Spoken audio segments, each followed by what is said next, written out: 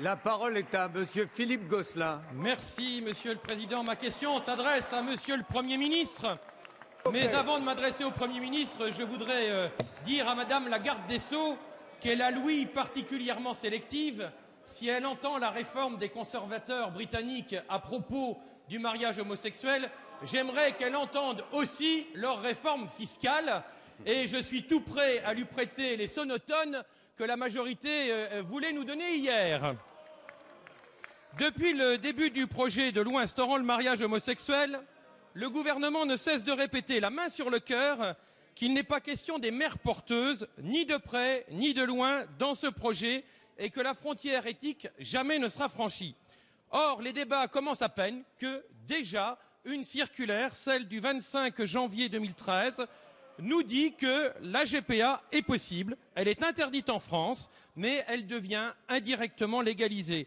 C'est une invitation à aller à l'étranger, un encouragement au tourisme reproductif, je n'hésite pas le mot.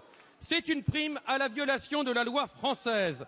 Évidemment, la prochaine étape, ce sera de dire, puisque ça se fait, on va légaliser. Quelle est cette société qui accepte ainsi de fixer des contrats sur des enfants à naître? Oui, accepter le principe d'un contrat sur un enfant à naître, sur un ventre en état futur d'achèvement, même pratiqué à l'étranger, revient à piétiner nos valeurs républicaines et notre devise à laquelle vous prétendez pourtant être attachés.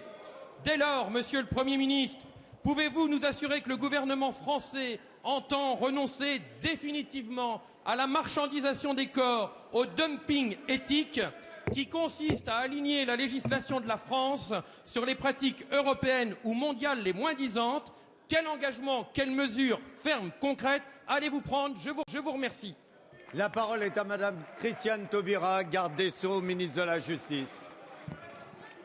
Monsieur le Président, Mesdames, Messieurs les députés, Monsieur le député Gosselin, vous êtes particulièrement assidu dans nos travaux depuis mardi et par conséquent, vous avez entendu la dizaine de fois où j'ai répondu pour expliquer que cette circulaire n'ouvre rien sur la GPA, elle n'attribue pas la nationalité, c'est une circulaire qui rappelle simplement que lorsque la nationalité est établie, puisqu'elle ne concerne que des enfants français, que lorsque cette nationalité est établie, le certificat de nationalité doit être délivré.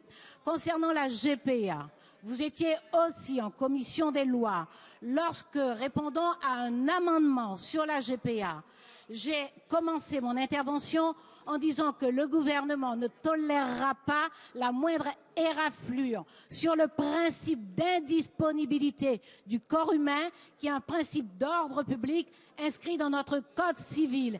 Et nous ne ferons aucune dérogation à cela. Et parce que le sujet est sérieux, je n'aurai pas la cruauté de vous rappeler la proposition de loi de sénateurs UMP favorable à la GPA et sur laquelle on n'entend pas de protestation affirmée, récurrente, répétée de la part des hauts responsables de l'UMP.